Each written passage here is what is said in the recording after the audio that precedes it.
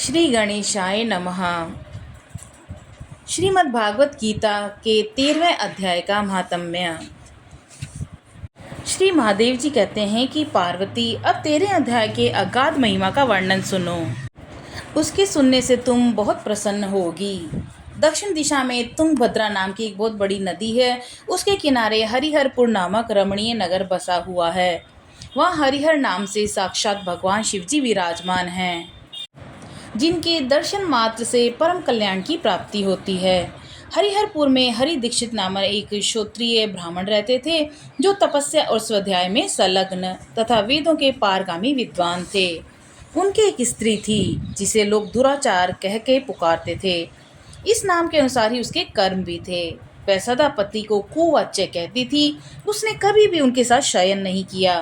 पति से संबंध रखने वाले जितने लोग घर पर आते, उन सबको डांट बताती और स्वयं कामोन्मत्त होकर निरंतर व्यभिचारियों के साथ रमण किया करती थी।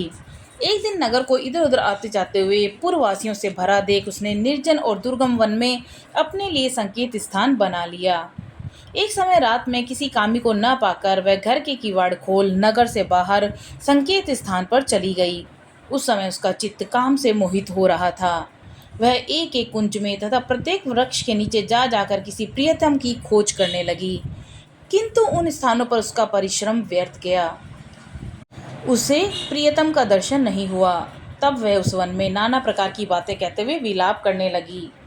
चारों दिशाओं में घूम घूम कर वियोग जनित विलाप करती हुई उस स्त्री की आवाज़ सुनकर कोई सोया हुआ बाघ जाग उठा और उछलकर उस स्थान पर जहाँ पहुँचा जहाँ वह रो रही थी।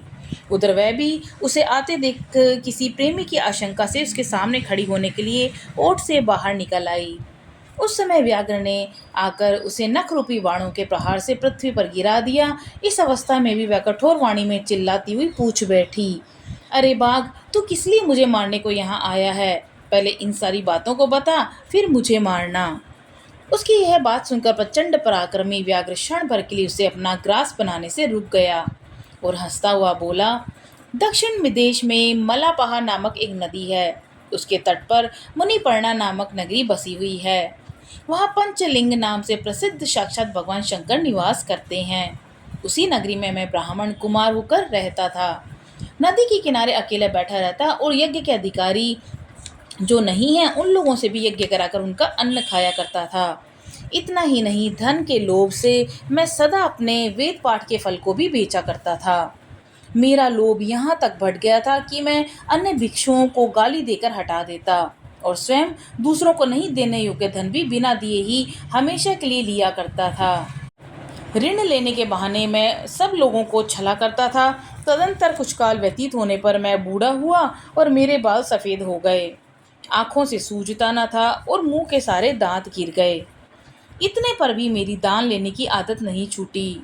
पर्व आने पर पति ग्रह के लोभ से मैं हाथ में कुश लिए तीर्थ के समीप चला जाया करता था। तत्पश्चात जब मेरे सारे अंग शिथिल हो गए, तब एक बार मैं कुछ धूर्त ब्राह्मणों के घर पर खाने के लिए गया। उसी समय मेरे पैर में कुत्ते ने काट लिया। तब मैं मूर्छित होकर क्षण भर में पृथ्वी पर गिर पड़ा। मेरे प्राण निकल गए। उसके बाद मैं इसी व्याघ्र योनि में उत्पन्न हुआ। तब से इस दुर्गम वन में मैं रहता हूँ और अपने पूर्व पापों को याद करके कभी धर्मिष्ठ महात्मा, यति, साधु, पुरुष, सती स्त्रियों को मैं नहीं खाता। पापी, दुराचारी और उल्टा स्त्रियों को मैं अपना भक्ष्य बनाता हूँ। अतः उल्टा होने के कारण तो अवश्य ही मेरा ग्रास बनेगी।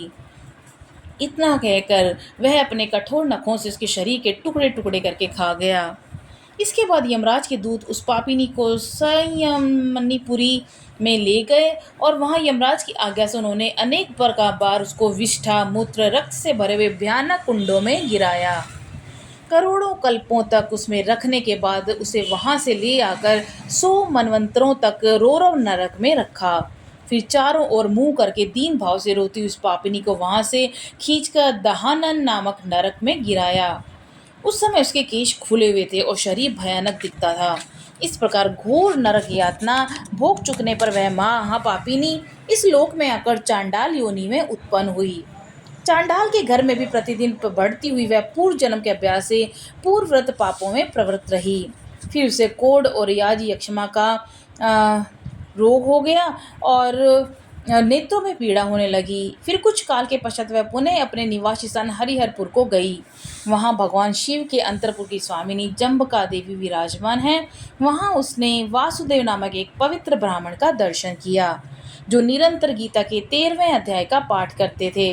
उनके मुख से गीता का पाठ सुनते ही वह चांडाल शरीर से मुक्त हो गई और दिव्य देह धारण करके स्वर्गलोक में चली गई। बोलो श्री कृष्ण भगवान जी की जय।